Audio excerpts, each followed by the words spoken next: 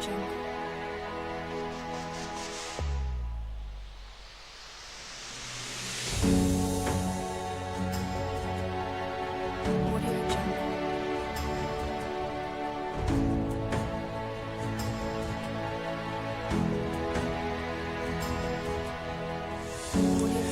what we always do here on TFM every Monday to Friday. Every Monday to Friday, 7 to 8 p.m. we've got the Warzone. Then 8 to 9 p.m. we get down and we have what we call the sitting room. And in the sitting room, we do bring very serious matter, but jokingly. Serious matters, but in a very joking way. That's how we do it. Then 7 to 8, we do some bit of profiling. And as I told you, I'm called Jimmy James, and you're most welcome as we are going on. From Tuesday, I had decided to be talking about a certain personality. And that personality was big in the sense that he was a name that was behind Pan-Africanism, actually having a united Africa, one Africa. He was this one person who had turned his country a place to reckon with. Actually, very desired, very admired, very talked about. And that was Colonel Muammar Gaddafi. And when we talked about Colonel Muammar Gaddafi, we also went ahead and looked at several things. We looked at several of those things. Some of them to mention was that when you look at the per capita income of Libya, it was among the best in Africa. By the way, at some point, Gaddafi had even told us he had a dream. He wanted to even surpass. He said when you look at countries like Northern Ireland, they were nothing to be compared to Libya. And he did all that. And so much he went and said, when I look at the strength of the currency, our currency, that is the dinar, we can still do a lot. We can still do a lot. But what happened?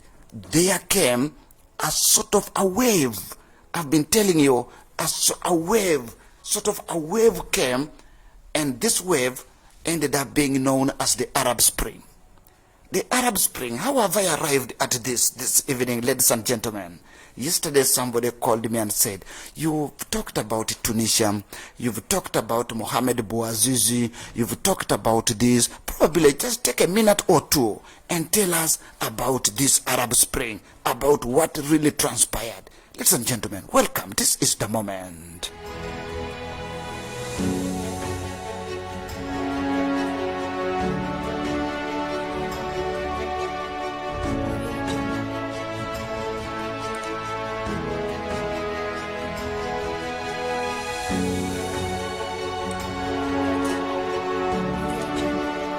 Yeah, when we're talking about the fall of Gaddafi, by the I am winding up that talk because I do not expect to get back again and talk about this. It is my belief that I'm handling it for the very last time. For now, when we saw Gaddafi fall, Gaddafi, who was at one point looked at as a point of reverence, when we saw him fall, what did it mean? It was a wave that was sweeping across. It's a wave that was sweeping across, and it ended up being named the Arab Spring. It was a wave of pro-democracy protests. It was a wave of pro-democracy uprisings, and they majorly took place in the Middle East. They came down to North Africa, and it began around 2010. It went also into 2011. And what was their total aim or main aim? They were looking at ousting some of the region's most entrenched authoritarian regimes. Most entrenched. Their regimes that had probably shown people that they were so deep-rooted, very entrenched. And this wave began in Tunisia.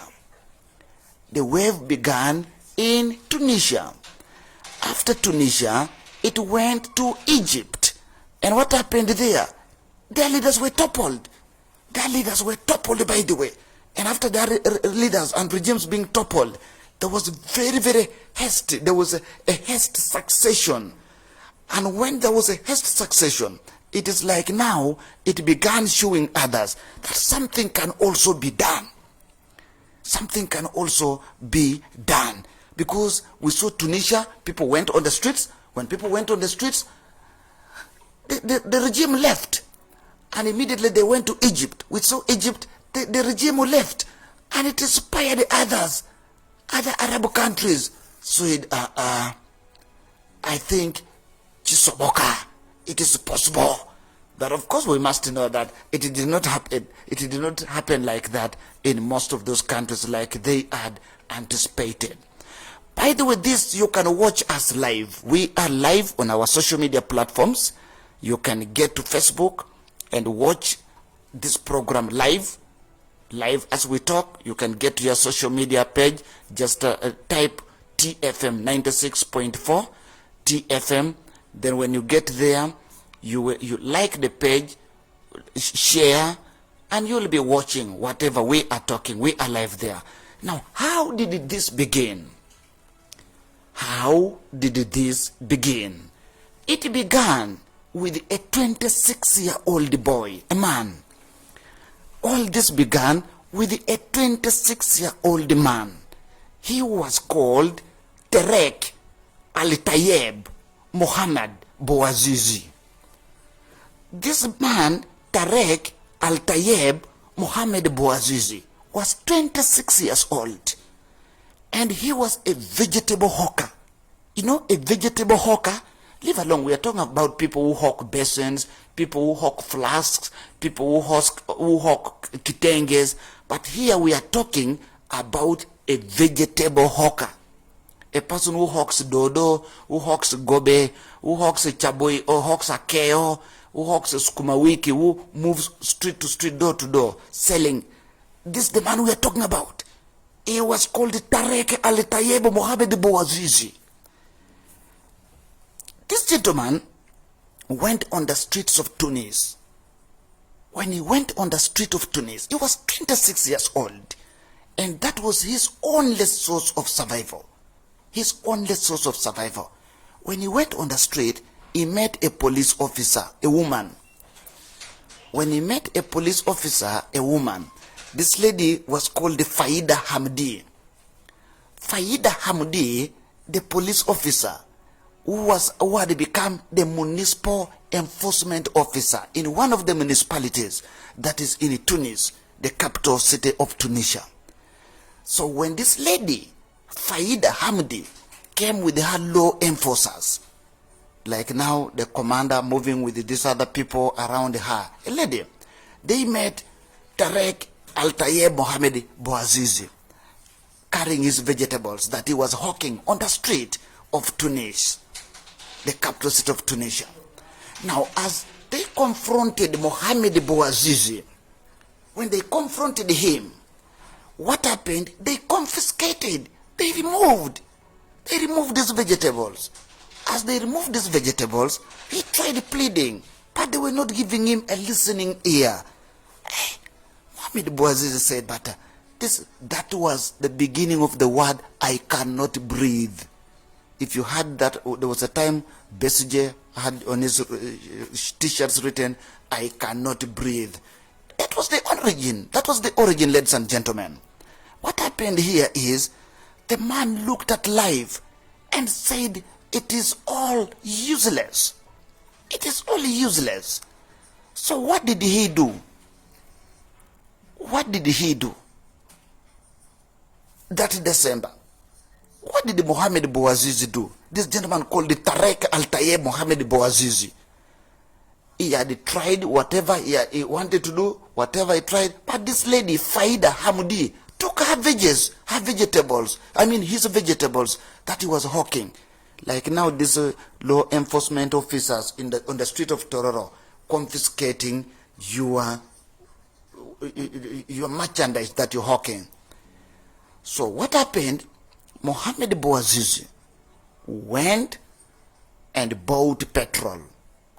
When he bought petrol, he went to that entrance of the governor. When he went towards the entrance of the governor, he wanted to put his point on the table, wanted to put his issues on the table, but he wasn't given a listening ear. So what he did, he dosed himself with the petrol that he had bought and went through what is called self-immolation. He did self-immolation.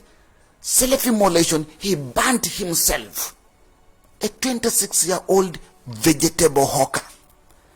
He burnt himself. Mohamed Bouazizi burnt himself, by the way. He burnt himself.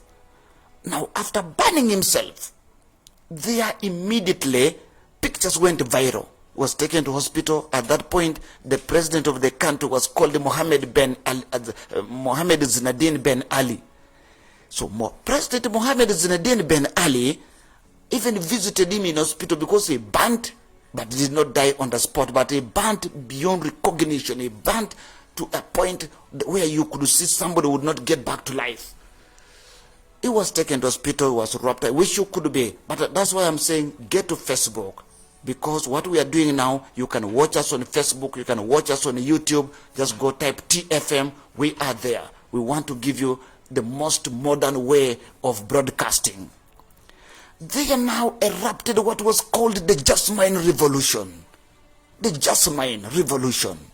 And as we're talking about the Jasmine Revolution, the first demonstration took place in central Tunisia. In central Tunisia, that's where the first demonstration took place in December 2010. And the catalyst behind all this was the self-immolation of Mohamed Bouazizi, this 26-year-old street vendor. And they were protesting his treatment by local officials. Who? Led by who? A woman called Faida Hamdi. Now, a protest movement which was called the Jasmine Revolution, and it was in the media, quickly spread through the country. The Tunisian government attempted to end the unrest. They used violence against street demonstrations. They tried offering political and economic concessions, but the protests overwhelmed the country's security forces. It compelled the President Zine Al Abidine Ben Ali to step down. He stepped down and he fled the country. He took off on January 14th, a protest that just began in December. By January 14th, the president had taken off. Things were very bad. Very bad. Very bad. He took off. In October of 2011, Tunisians participated in the free election. They chose members of the council. They said they drafted a new constitution. And now they got a democratically elected president, a prime minister. December 2011, they took office. A new constitution was promulgated in January 2014. In October 2019, Tunisia became the first country of the Arab Spring protest to undergo a peaceful transfer of power from one democratically elected government to another. It is so, by the way, the president go, Zine Al Abidine Ben Ali. He went. And the protest was called Jasmine Revolution. And all this was the catalyst behind all this was this 26-year-old vegetable vendor, Tarek Al-Tayeb Mohamed Bouazizi. So it was from there, as I take you back to what's called the Arab Spring, that now other countries said, oh, Chisoboka, it is easy. And mark you, at that point, there was a clampdown. There was a clampdown on technology, internet, ICT. But those people could mobilize as the army, as the police and other security operatives are busy clamping down on the protesters. There was something going on. The campaign was gaining momentum every other minute that passes on social media. They were using this current technological revolution, and everything was working out. And to make things even by the very trick again, the women took, by the way, the forefront. Women took the forefront. For instance, when you look at the revolution that took place in Egypt, in a square that the protesters termed the Tahrir Square, the women were at the forefront. When you look at the immolation of Bouazizi, the women came to the forefront. And you know, it was a very unexpected move that saw women at the forefront, and it made the whole thing, you know, it was like a new script that they were introducing to you that you had never seen it before, and this time you were to implement. So what happened is such a things, they made the whole game complicated. But not to note is that after this happening in Tunisia, in just 2 months, the president took off. And this is a president who had just a short while ago won an election by around 99%. This is President Zine Ben Ali. After it becoming possible, it sent a message that just Soboka. And I told you when I was beginning that it seemed to have been targeting these leaders from the Middle East and North Africa that had over-entrenched themselves in power. The word went out from Tunisia. It went to Egypt. Egypt, they said if it was possible in Tunisia. Protests, by the way, quickly, were organized by young Egyptians. And they also organized the protests through social media. Through social media, what happened? Crowds across Egypt, that's around January 25th. January 25th, crowds around Egypt came out. The Egyptian government tried, but failed to control the protests. They tried also offering concessions. They tried cracking down violently against them. So after several days of massive demonstrations and clashes between the protesters and security forces, more so in Cairo and also around the country, a turning point came at the end of the month when the Egyptian army announced that it would refuse to use force against protesters, and they called for the removal of President Hosni Mubarak. Protesters said, no, if Zinedine Ben Ali of Tunisia is gone, just protesting with the bare hands, he went. This one's also of Egypt said, no, I was also to Mechokanai. They said, what I ended. They protested. This one also went.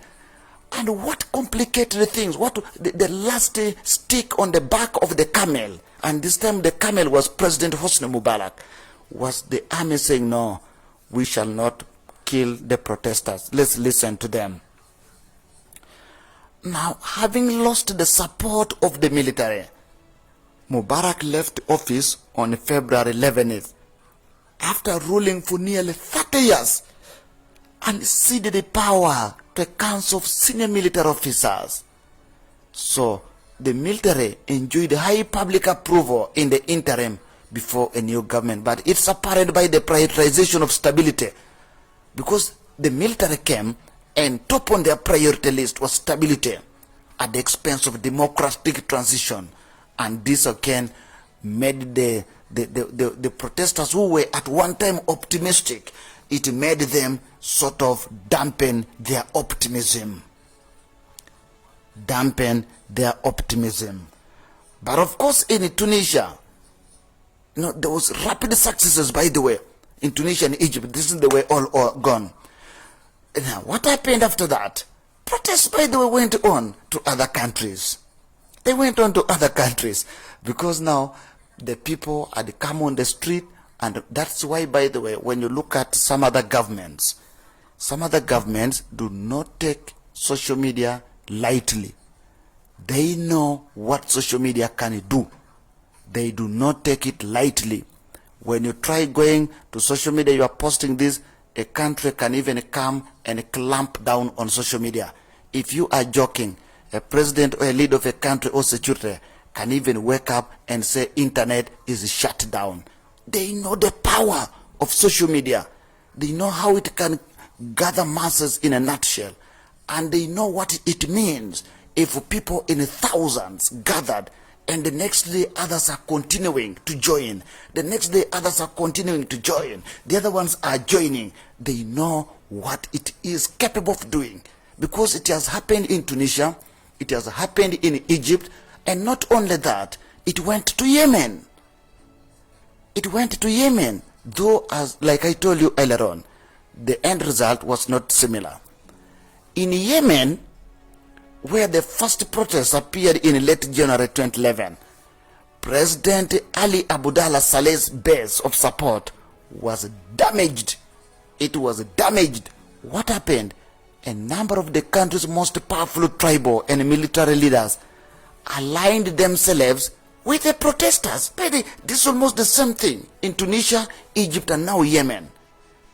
The military in Tunisia agreed with the protesters and sided.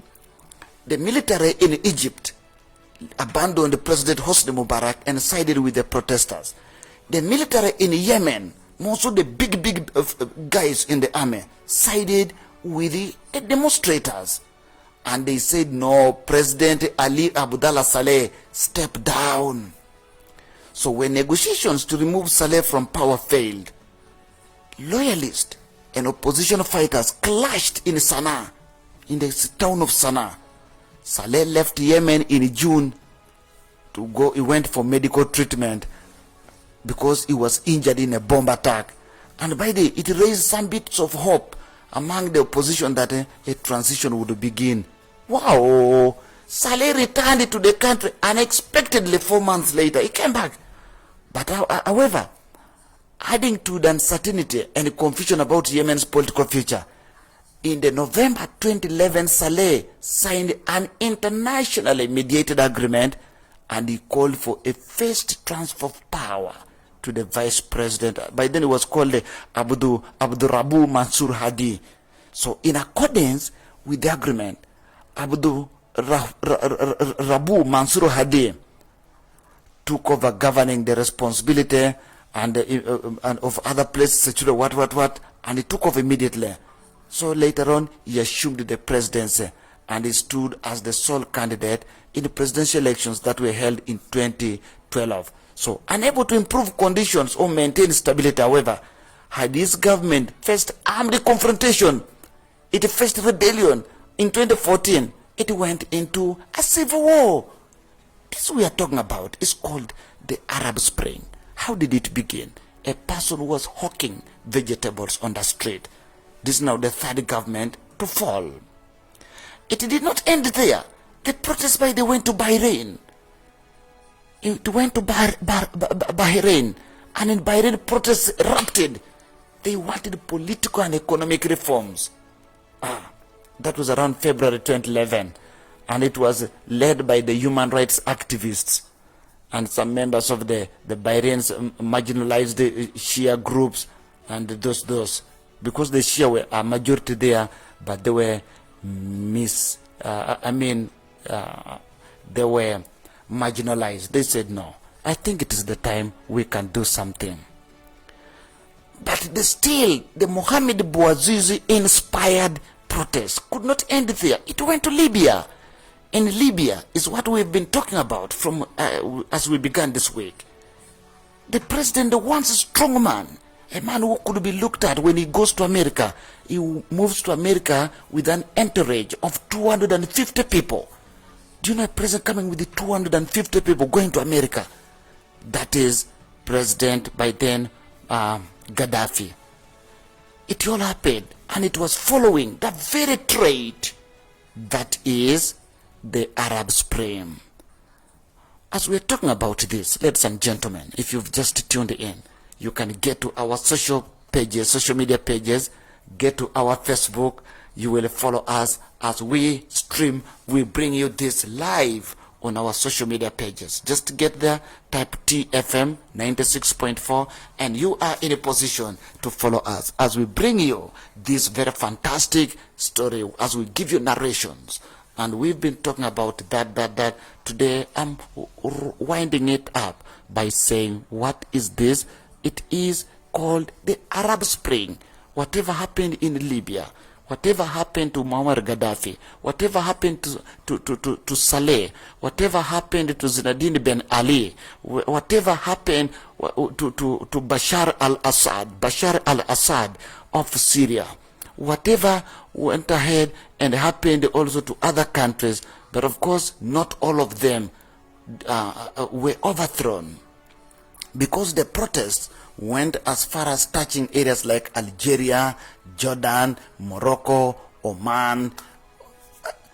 Not all of them were overthrown, but at least the presidents, the leadership was very, very swift, and they had to institute reforms, and the reforms saved them, which reforms were accepted. But in countries like Tunisia, some of the reforms, the presidents tried even to table reforms, but they were not accepted. They said,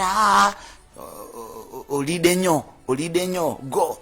But in some of these countries, the reforms were accepted, and they survived. And we are talking about countries, these countries that, so like Oman, some of them are even kingdoms, they survived. But it all began with a person who was one would call one of the person you cannot take seriously anywhere. Is the one who led this. Then to complicate matters is when when women joined the forefront. When you look at a country like Egypt, the women took a forefront. And it happened so that the military could easily get, how do you confront women in such a way? And it so happened that the government went. Let me make a short commercial break, and I get back to pick your calls. You're going to know me. How come? This radio I love singing for me like a tube is not working again. Me, I don't know what you're talking about. I've never even touched a radio in my life, and you know it. I mean, why are you fitting? Neighbor, please, don't beat your wife. I told you to buy the things, and there is no way you can get them except at Mukasa Electrical. Mukasa Electricals is your number one supplier of genuine products of all types. We have household items, electrical items, and electronics. Find the following at Mukasa Electricals: sockets, switches, bulbs, flat irons, TVs, radios, woofers, fans, solar panels, and solar batteries, both battery and smartphones, and phone accessories, woofers, and many more. Mukasa Electricals are both wholesalers and retailers. We are located opposite Housing Cleaners Bank on the Panel or Mukasa Electricals on 0702 4043 or 0779 957686.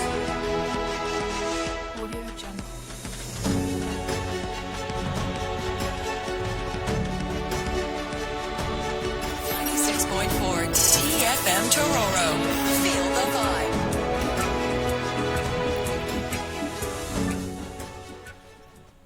Yeah, welcome back from that commercial break. 11 minutes to 8 p.m. here on TFM. We bring you what we feel like we've filtered and what they transmitting to you, because we want all to be on the same page. And this is 96.4. We are in Tororo Town. When you get to Tororo Town, Bazaar Street Upper, Plot 2, you'll get us here just adjacent. You can even call it opposite the municipal offices, Tororo Municipal Council offices. And our frequency is just like you can see here, 96.4. You will get us there, and we go very, very far. Go to our social media pages, Facebook, YouTube, and you can follow this show live. We bring you these shows live. So I was telling you what even complicated this revolution, this Arab Spring revolution, the more was the involvement of women. Actually, the things that complicated the more were women and social media. When women and social media got into the game, it complicated the whole thing. It worsened the whole thing. It made it, the military were coming, and the script they are used to was very different from what they were seeing. this time around, you go probably ready to confront a very, very versatile a group of violent young men or men. But you get women barehanded, and they are saying, Allah Akbar, Allah Akbar, Allah Akbar. It complicated everything. And we saw presidents running. We saw presidents running. And as all that was happening, one of the persons who had least expected such a thing to fall on his doorway was Colonel Muammar el-Gaddafi. And when it confronted him, what he did, he said the other ones were joking. He called them cockroaches, he called them rats, and he said, nitawamaliza yote, nitawamaliza. And what followed? You very well know what followed Muammar Gaddafi's action. What followed is he himself was got like a rat.